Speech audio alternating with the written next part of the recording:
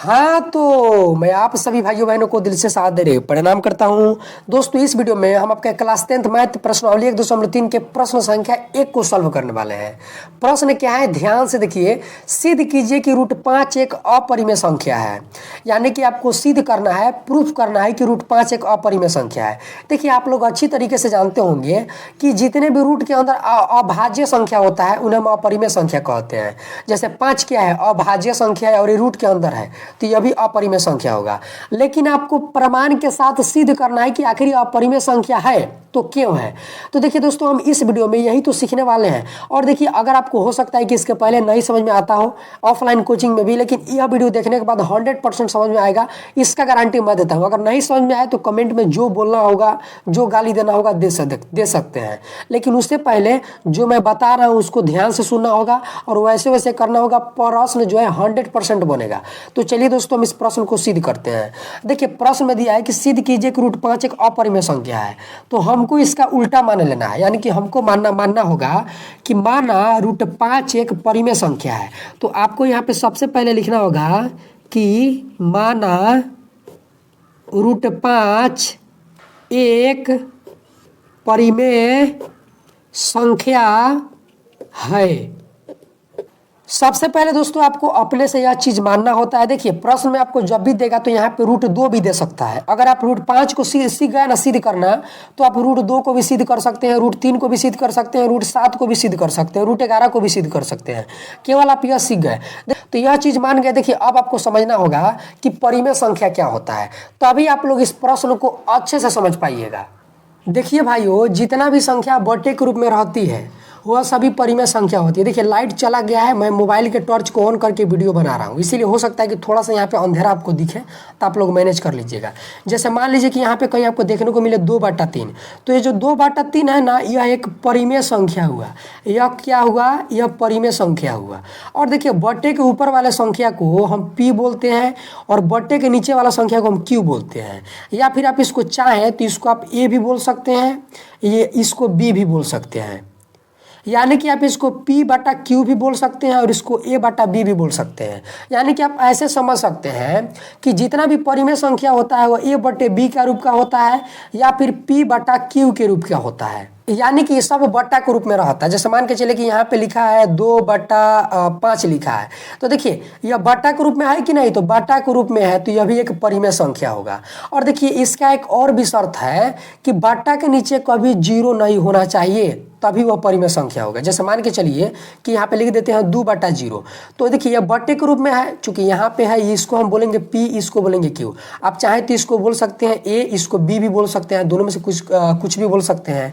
तो यहाँ पे देखिए, कभी q का मान 0 नहीं होना चाहिए, यानी कि कभी बट्टा का नीचे 0 नहीं होना चाहिए। या फिर आप इसको ऐसे भी कह सकते हैं कि कभी b का मान 0 नहीं होना चाहिए, चूंकि इसको b बोलेंगे, इसको q भी बोलेंगे, और यह कभी 0 नहीं होना चाहिए। अगर बट्टा के नीचे कोई 0 लिखा है तो समझ लीजिएगा कि यह संख्या परिमेय नहीं होगी, यह अपरिमेय भी नहीं होगी। यह ना परिमेय संख्या होती है और न अपरिमेय संख्या होती है अगर बट्टा के नीचे 0 आ जाता है तो। यानी कि आप एक नियम को समझ सकते हैं कि जो परिमेय संख्या होता है यह a/b के रूप का तो होता है, लेकिन साथ साथ b का मान कभी 0 नहीं होता है। देखिए, बराबर लिख के ऐसे काट दीजिएगा तो इसका मतलब है कि यह कभी भी b बराबर 0 नहीं होगा, यानी कि कभी b का मान 0 नहीं होगा, तो अभी वो दोस्तों परिमेय संख्या कहलाएगा। और दोस्तों, इसका एक और शर्त है कि a और b, यानी कि बट्टा के ऊपर वाला संख्या और बट्टा के नीचे वाला संख्या, यह दोनों एक सअभाज्य संख्या होना चाहिए। अब सअभाज्य संख्या क्या होता है, जैसे मान के चलिए कि यहाँ पे हमने लिखा है कि 2/7, ठीक है। अब सअभाज्य संख्या का मतलब होता है कि यह अब नहीं कटे। जैसे 2 यहाँ पे 7 लिखा है, तो देखिए कटेगा। देखिए, कटाने के लिए एक नियम होता है कि हमको ऐसा संख्या लेना होता है जिसके टेबल में 2 भी है 7 भी है। तो ऐसा कोई भी संख्या है जिसके टेबल में 2 भी है 7 भी है, तो आप लोग कहेंगे एक है, एक के टेबल में 2 भी आता है 7 भी आता है। अरे भाई, एक को छोड़ के बाकी कोई भी संख्या नहीं ना है, तो यानी कि यह एक सअभाज्य संख्या हुआ। आप इसको ऐसे समझिए, जैसे मान के चलिए लिखा होगा 8/4 लिखा है, तो देखिए यह सअभाज्य संख्या नहीं है। क्यों नहीं है, तो देखिए सअभाज्य संख्या इसलिए नहीं है चूंकि देखिए कट जाएगा। पहले इसको पूरा कटा लीजिए। आप जानते हैं कि 2 के टेबल से कट जाएगा, चूंकि 2 के टेबल में 8 भी आता है 4 भी आता है, और 2 के टेबल में 8 क बार में आता है तो 4 बार में आता है, और 2 के टेबल में 4 क बार में आता है 2 बार में आता है। तो देखिए दोस्तों, यह कितना हो गया, 4/2 हो गया। और ये फिर कट रहा है कि नहीं, तो देखिए कट जाएगा। तो अभी भी ये स्वभाज्य संख्या नहीं है, यानी कि 4 और 2 अभी भी स्वभाज्य संख्या नहीं है। इसको पूरा कटाइए तो जानते हैं कि 2 दूना का 4 होता है, 2 एकम 2 होता है। यानी कि दोस्तों यह हो गया 2/1। और आप लोग ध्यान से देखिए कि 2 और 1 यह अब नहीं कटेगा, यानी कि जब नहीं ना कटे तो इसको हम स्वभाज्य संख्या बोलेंगे। यानी कि 2 भी एक स्वभाज्य संख्या हो गया और 1 भी स्वभाज्य संख्या हो गया। तो परिमेय संख्या होने का एक और भी शर्त होना चाहिए, होता है कि a और b यानी कि बट्टा के ऊपर वाला संख्या और बट्टा का नीचे वाला संख्या, वो दोनों स्वभाज्य संख्या होना चाहिए। जैसे कि हम यहाँ पे 8/4 दिखे तो ये परिमेय संख्या है, लेकिन पूरी तरह परिमेय संख्या नहीं है। पूरी तरह कब होगा, जब ये स्वभाज्य संख्या होगा। तो यानी कि जब इसको पूरा कटा लेंगे और लिख देंगे तब उसको हम पूरी तरह परिमेय संख्या कह देंगे। तो दोस्तों इस चीज को तो उम्मीद है कि आप लोग अच्छे से समझ गए होंगे। अब दोस्तों आपको इसी को लिखना होगा। अब देखिए, मैंने आपको अभी बताया कि यहाँ पे जो भी परिमेय संख्या होता है हम उसको बट्टे के रूप में लिख सकते हैं, यानी कि a/b के रूप में लिख सकते हैं। तो यहाँ पे √5 है तो √5 यहाँ पे लिख दीजिएगा, ठीक है, अच्छे से यहाँ पे बराबर दे दीजिएगा। तो इसको हम क्या लिख सकते हैं, a/b के रूप में लिख सकते हैं, यानी कि a/b के a/b लिख सकते हैं। चूंकि आप जानते हैं कि परिमेय संख्या बट्टे के रूप में रहती है। आप चाहें तो इसको p/q के रूप p/q भी लिख सकते हैं यहाँ पे, लेकिन आप लोग a/b लिखिएगा, ज़्यादा सही रहता है, बनाने में आसानी होता है। तो a/b ऐसे आप लोग कर लीजिएगा। चूंकि आप जानते हैं कि परिमेय संख्या अगर हम माने हैं तो परिमेय संख्या a/b के रूप में होता है। इतना आप लोग लिख लीजिएगा। अब देखिए, आपको यहाँ पे कुछ और चीज़ों को भी लिखना होगा। आप लोग ऐसा एक कोष्टक दे दीजिएगा, इसको बड़ा कोष्टक बोलते हैं, ठीक है। ऐसे आप लोग एक कोष्टक दे दीजिएगा, थोड़ा सा यहाँ पे गड़बड़ हो गया। और यहाँ पे आपको लिखना होता है कि जहाँ लिख दीजिएगा, जहाँ a और b दोनों, यानी कि a और b दोनों स्वभाज्य संख्या होता है, यहाँ पे आप लिख दीजिएगा। चूंकि मैंने आपको अभी बताया कि यहाँ पे परिमेय संख्या हम उसको पूरी तरह तब कहेंगे जब a और b यानी कि बट्टा के ऊपर वाला संख्या बट्टा के नीचे वाला संख्या वो दोनों स्वभाज्य संख्या हो तभी उसको कहेंगे। और यहाँ पे एक शर्त और भी रहता है, अभी मैंने आपको बताया कि b का मान कभी 0 नहीं होता है और b नॉट इक्वल टू 0, यानी कि बराबर दे दीजिएगा और बीच में से काट दीजिएगा। तो इसका मतलब है कि b का मान कभी 0 नहीं होना चाहिए। दोस्तों इतना लिख लीजिएगा, फिर से ऐसा बड़ा कोष्टक लगा लीजिएगा, ठीक है। इतना लिखना आपको जरूरी है। अब दोस्तों यहाँ पे आप लोग ध्यान से देखिए, यहाँ पे रूट के अंदर 5 है। तो आप अच्छी तरीके से जानते हैं कि रूट के अंदर जितने भी अभाज्य संख्या होता है वह अपरिमेय संख्या होता है। और हम यहाँ पे मान लिए हैं कि √5 एक परिमेय संख्या है। तो यानी कि सबसे पहले हमको क्या करना होगा, इस रूट को हटाना होगा। और रूट को हटाने के लिए हमको वर्ग करना होगा, और वर्ग को अंग्रेजी में स्क्वायर बोलते हैं। और जब भी आप स्क्वायर करिएगा तो दोनों तरफ करना होगा। तो अब आपको क्या करना होगा कि इसके दोनों तरफ वर्ग करना होगा। तो आप यहाँ पे जो भी काम करेंगे उसको आपको यहाँ पे लिखना होगा। तो यानी कि आपको यहाँ पे लिखना होगा कि दोनों तरफ वर्ग करने पर, अब दोस्तों क्या करना है कि इसके दोनों तरफ वर्ग करना है, यानी कि इस तरह देखिए, यहाँ पे √5 है तो √5 को यहाँ पे लिख लीजिए और इसका ऐसे वर्ग कर लीजिए, यानी कि स्क्वायर कर लीजिए। वर्ग को अंग्रेजी में स्क्वायर बोलते हैं। और यहाँ पे बराबर है तो बराबर दे दीजिए, और यहाँ पे a/b लिखा है तो a/b लिख दीजिए और इस पूरे का ऐसे स्क्वायर कर लीजिए। देखिए अब क्या होता है कि स्क्वायर से रूट खत्म हो जाता है, यानी कि जब भी 2 घात रहे इसको घात बोलेंगे। तो इस 2 के जो 2 घात देख रहे हैं इससे हमेशा रूट कट जाता है। तो अब यह सिंपल सा कितना बच गया, 5 बच गया। अब क्या करिए कि आप कोष्टक को हटा लीजिए। कोष्टक इसीलिए दिए थे स्क्वायर करने के लिए। अब स्क्वायर जब खत्म हो गया तो फिर कोष्टक को काट दीजिएगा, हटा लीजिए और यहाँ पे बराबर है तो बराबर दे दीजिए। अब देखिए क्या करना है कि अब इनका स्क्वायर करना है। तो जब एक स्क्वायर करिएगा, देखिए इन सभी पे ऐसा लगा है कोष्टक, तो इसका मतलब है कि इसका भी स्क्वायर करना होगा, इसका भी स्क्वायर करना होगा। तो जब एक स्क्वायर करिएगा तो यह हो जाएगा a², यानी कि इस रूप में हो जाएगा। और यहाँ पे जब b का स्क्वायर करिएगा तो यह हो जाएगा b²। b लिख दीजिएगा और इसको घात 2 कर लीजिएगा। अब यहाँ पे आप लोग क्या करना होगा दोस्तों, ध्यान से देखिए कि यह बट्टे के रूप में यह आपको दिख रहा है और यह बट्टे के रूप में नहीं दिख रहा है। तो अभी मैं आपको बताता हूँ कि कोई भी संख्या अगर बट्टे के रूप में नहीं है तो हम उसको बट्टा करके 1 लिख सकते हैं, यानी कि 5 है तो हम इसको क्या कर सकते हैं कि 5/1 लिख सकते हैं। और देखिए अगर बीच में बराबर लगा हो तो उसको हम क्रॉस में गुना कर सकते हैं।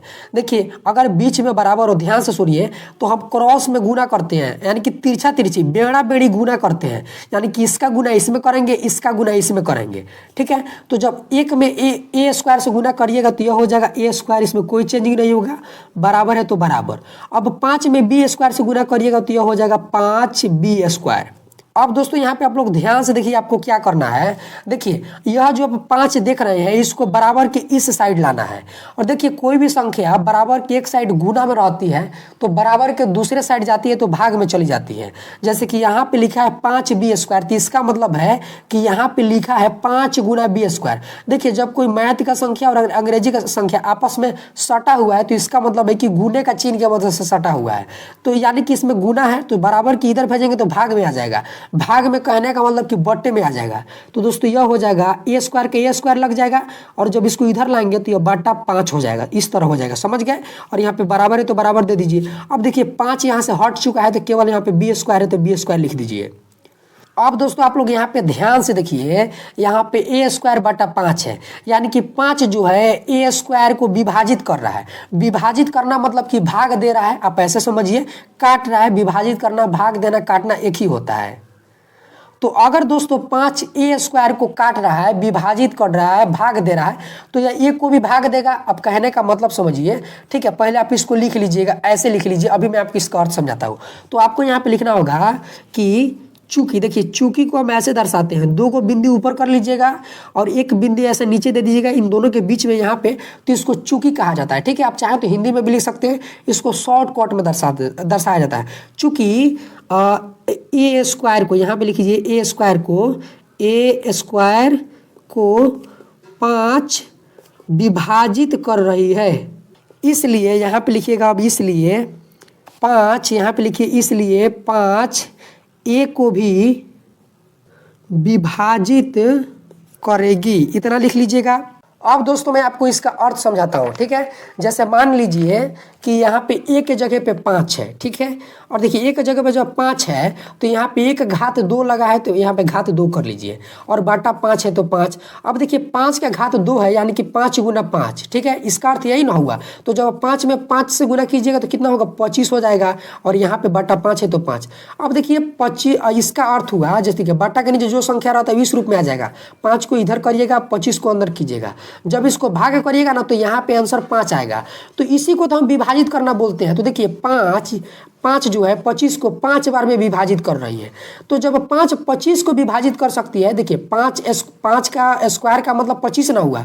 जब 5 25 को विभाजित कर सकती है तो 5 को विभाजित क्यों नहीं कर सकती। जैसे मान के चलिए कि 25 का इस घात 2 को हटा दे और इसके जगह हम 5 दे दे और फिर बटा 5 कर दे, ठीक है। तो देखिए इसको विभाजित करेगी कि नहीं, चूंकि जानते हैं 5 एकम 5 होता है, यानी कि इसको भी विभाजित कर रही है। दोस्तों तो हमने यही तो लिखा है, तो उम्मीद है कि आप लोग समझ गए होंगे। अब देखिए दोस्तों आपको अपने से कुछ चीजों को मानना होगा। तो मान लीजिए, तो आपको यहाँ पे लिखना होगा माना, ठीक है। माना, अपने से मानना है, लिख दीजिएगा माना। अब देखिए यहाँ पे ए लिखा है, ए स्क्वायर लिखा है, तो आपको यहाँ पे ए स्क्वायर को छोड़कर केवल ये ए लिखना है। माना ए बराबर मान लीजिएगा अपने से 5c, ठीक है। ए बराबर अपने से मान लीजिएगा क्या, 5c। अब देखिए आपको क्या करना है कि इसी को आपको इसमें रखना है। अब देखिए आप क्या कर सकते हैं कि इसको समीकरण 1 अब नाम दे सकते हैं। क्यों देंगे आगे आपको पता चल जाएगा, क्योंकि इसके मान को, इसी को हम इसके मान में रखने वाले हैं और नाम इसीलिए दिया। और देखिए अभी आपको पता लगने वाला है, इतना आप लोग मान रख लीजिएगा। माना ए बराबर 5c। अब आपको यहीं पे लिखना होगा माना ए बराबर 5c को यहाँ पे लिख दीजिएगा, को समीकरण 1 में रखने पर। अब मेरे ख्याल से आपको पता लग गया होगा कि हम समीकरण इसको 1 क्यों माने। भाई इसको नाम दिए ताकि हम इसको अच्छे से लिख पाए।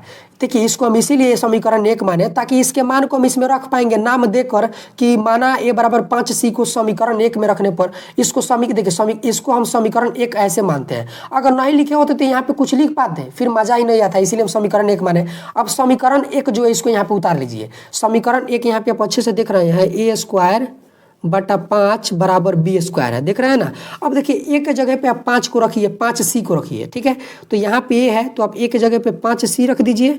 अब यहाँ पे आप लोग ध्यान से देखिए कि इसके ऊपर स्क्वायर लगा है, यानी कि आपको ऐसे स्क्वायर करना है। अब देखिए आप लोगों के मन में एक सवाल आ सकता है कि यहाँ पर तो आप कोष्टक नहीं किए थे, फिर यहाँ पे कोष्टक क्यों कर दिए। चूंकि यहाँ पे देखिए 2 संख्या है, इसीलिए हमको यहाँ पे स्क्वायर करना पड़ा मजबूरी में। अगर मान के चलिए देखिए लाइट आ गया, हम क्या करते हैं कि इसको थोड़ा सा भाई कम कर लेते हैं। तो देखिए यहाँ पे एक ही संख्या था इसीलिए हम कोष्टक नहीं किए थे, लेकिन यहाँ पे 2 संख्या हो गया इसीलिए मजबूरी में करना था। मान लीजिए कि यहाँ पे 5c लिखा है तो हम 5c लिख देते और केवल इसके ऊपर घात 2 है तो इसके ऊपर घात 2 लगा देते। तो देखिए यहाँ पे ऐसा दिख रहा है कि नहीं कि केवल c के ऊपर घात 2 है, तो फिर ऐसे अच्छा भी नहीं लगेगा और प्रश्न गलत भी हो जाएगा। इसीलिए हम ऐसे कोष्टक करके पूरा का घात 2 करते हैं। ठीक है, आप समझ गए होंगे कि ऐसा हमने क्यों किया। और यहाँ पे बराबर है तो बराबर दे दीजिए। ठीक है, और देखिए बाटा के नीचे 5 है तो 5 देखिए भाई हम छोड़ दिए, सॉरी। और यहाँ पे बी स्क्वायर है तो बी स्क्वायर ले लीजिए। अब देखिए यहाँ पे आप लोग ध्यान से, ठीक है, देखिए 5c स्क्वायर है और इसका स्क्वायर पूरा लगा है, तो सबसे पहले आपको 5 का स्क्वायर करना होगा। स्क्वायर का मतलब है कि अगर 5 का स्क्वायर करना है तो यानी कि 5 गुना 5 यानी कि 5 का भी 2 गो घात है, 5 गुना 5 होगा। तो 5 में जब 5 से गुना कीजिएगा तो यह हो जाएगा 25, तो 25 लिख दीजिए। अब देखिए c का भी स्क्वायर है यानी कि c गुना से c भी है। देखिए इसको आप लोग रफ में कीजिएगा, इसको हम समझाने के लिए कर रहे हैं। यानी कि c गुना c भी है तो आपको यहाँ पे लिखना होगा, जब c गुना c है तो इसको हम कैसे लिख सकते हैं, c का स्क्वायर लिख सकते हैं कि नहीं। ठीक है, तो इसको हम लिख सकते हैं c का स्क्वायर लिख सकते हैं यानी कि 25 c स्क्वायर लिख सकते हैं। और यहाँ पे बराबर है तो बराबर दे देंगे। ठीक है, अब यहाँ पे आप लोग कोष्टक नहीं कर दीजिएगा क्योंकि इसका काम हो चुका है, इसमें आप लोग कोष्टक नहीं करना है। अब देखिए यहाँ पे बी स्क्वायर है तो बी स्क्वायर दे दीजिए और बाटा के नीचे यहाँ पे 5 लिखा है तो 5 लिख दीजिए। अब देखिए कटने वाला है तो कटा लीजिए, कट जाएगा क्योंकि देखिए 5 के टेबल में 25 भी आता है और 5 भी आता है, यानी कि 5 के टेबल से कट जाएगा। आप जानते हैं कि 5 से कम 5 होता है और 5 से 25 होता है, यानी कि यह आ गया 5c स्क्वायर बराबर बी स्क्वायर। देखिए बाटा के नीचे यहाँ पे 1 है तो बाटा के नीचे 1 का कोई वैल्यू नहीं होता है। ठीक है, आप ऐसे अगर लिखते हैं 5c स्क्वायर बटा 1 तो अब भी बात वही था, और केवल 5c स्क्वायर लिखेंगे तब भी बात वही था। आप केवल 5c स्क्वायर लिखिएगा, बटा के नीचे 1 नहीं लिखिएगा। ठीक है, तो ऐसे आप लोग कर लीजिएगा। अब यहाँ पे आप लोग ध्यान से देखिए कि बराबर के पहले यहाँ पे जो 5 गुना में है तो इसको हम बराबर के बाद में भेजेंगे। ठीक है, और बराबर के बाद में जाएगा तो भाग में चला जाएगा, यानी किस तरह हो जाएगा, यहाँ पे c स्क्वायर है तो c स्क्वायर हो जाएगा और बराबर है तो बराबर। देखिए यहाँ पे b स्क्वायर है तो b स्क्वायर लिख देंगे और बाटा क्या हो जाएगा, 5 हो जाएगा। ठीक है, अब यहाँ पे आप लोग ध्यान से देखिए कि यहाँ जैसे कि यहाँ पे आप देखे थे कि 5 जो है ए स्क्वायर को विभाजित कर रहा था। ठीक है, और यहाँ पे आप देख रहे हैं कि अब 5 बी स्क्वायर को विभाजित कर रहा है, तो आपको यहाँ पे लिखना है। देखिए यही मेन चीज़ है, इसी से साबित होगा कि यह अपरिमेय संख्या है। तो आपको यहाँ पे लिखना होगा कि चूंकि, यहाँ पे लिख दीजिएगा, चूंकि बी स्क्वायर को 5 विभाजित कर रही है इसलिए b को भी 5 विभाजित करेगी। तो दोस्तों इतने चीज़ को तो आप अच्छे से लिख लीजिएगा कि देखिए यहाँ पे बी स्क्वायर को 5 विभाजित कर रही है इसीलिए b को भी 5 विभाजित करेगी। अब दोस्तों इसी से सिद्ध होगा कि यह एक अपरिमेय संख्या है। चूंकि यहाँ पे हम देखिए हम माने थे कि ए बी दोनों सअभाज्य संख्या होता है, और यहाँ पे आप लोग देखिए कि यहाँ पे हम लिखे हैं कि 5 ए को भी विभाजित कर रही है यानी कि करेगी, और यहाँ पे आप देख सकते हैं कि यहाँ पे बी को भी 5 विभाजित कर रही है। और देखिए अगर ए बी दोनों सअभाज्य संख्या होता तो जो 5 देख रहे हैं दोनों को विभाजित नहीं करती, चूंकि सअभाज्य संख्या को कोई एक ही संख्या 2 बार विभाजित नहीं कर सकती। और यहाँ पे हम देख रहे हैं कि 5 ए को भी विभाजित कर रही है और बी को भी विभाजित कर रही है। तो यह तो भाई अर्थ साफ हो गया कि ए बी दोनों सअभाज्य संख्या नहीं है। और देखिए इसी से सिद्ध होगा कि यह एक अपरिमेय संख्या है। अब देखिए यहाँ पे आपको क्या लिखना होगा, ध्यान से समझिए। यहाँ पे पन्ना थोड़ा घट गया इसलिए हम यहाँ पे लिख रहे हैं। तो अब आपको लिखना होगा, हम इसको हटा देते हैं। अब आपको दोस्तों यहाँ पे लिखना है कि अतः ऐसे लिखिएगा, अतः हमारा मानना गलत था कि ए और बी दोनों सअभाज्य संख्या है। और यहाँ पे आपको लिखना है इसलिए, देखिए अगर आप एक बिंदु को ऊपर कर लीजिएगा और 2 बिंदु को ऐसे नीचे लिख लीजिएगा तो इसको इसलिए बोलते हैं। शॉर्टकट में दर्शाने का तरीका, आप चाहें तो इसके जगह हिंदी में भी इसलिए लिख सकते हैं। इसलिए यह सिद्ध हुआ कि √5 एक अपरिमेय संख्या है। तो दोस्तों बस आपको इतना ही लिखना है, प्रश्न बनकर तैयार हो गया। देखिए मैं आपको फिर से समझाता हूँ कि यहाँ पे मैंने आपको अभी बताया कि परिमेय संख्या होने के लिए क्या होता है कि वो दोनों सअभाज्य संख्या होना चाहिए, बट्टे के ऊपर वाला संख्या और बट्टे के नीचे वाला संख्या। और यहाँ पे हम माने भी थे कि जहाँ ए और बी दोनों सअभाज्य संख्या है, लेकिन यहाँ पे आते आते हमको पता चला कि ए और बी दोनों सअभाज्य संख्या नहीं है, चूँकि इन दोनों को 5 जो है यह विभाजित कर रही है। और हम अच्छी तरीके से जानते हैं कि केवल एक ही संख्या अगर 2 दो संख्याओं को विभाजित कर रही है तो इसका मतलब है कि वह दोनों संख्या सभाज्य संख्या नहीं हो सकती है। तो इसी को तो हमें यहाँ पे लिखे हैं कि अतः हमारा मानना गलत था कि ए और बी सभाज्य, ए और बी दोनों सभाज्य संख्या, चूंकि हम यहाँ पे माने थे कि ए और बी दोनों सभाज्य संख्या है, इतना आप लोग लिख लीजिएगा और यहाँ पे लिखिएगा इसलिए यह सिद्ध हुआ कि √5 एक अपरिमेय संख्या है। और यही दोस्तों यह प्रूफ हो चुका है। तो दोस्तों उम्मीद है कि जो भी कुछ मैं समझाया हूँ आपको समझ में आ चुका होगा। तो दोस्तों आज के लिए इतना ही, फिर मिलते हैं अगले किसी खास वीडियो में, तब तक के लिए जय हिंद, वंदे मातरम, हंसते रहिए, मुस्कुराते रहिए।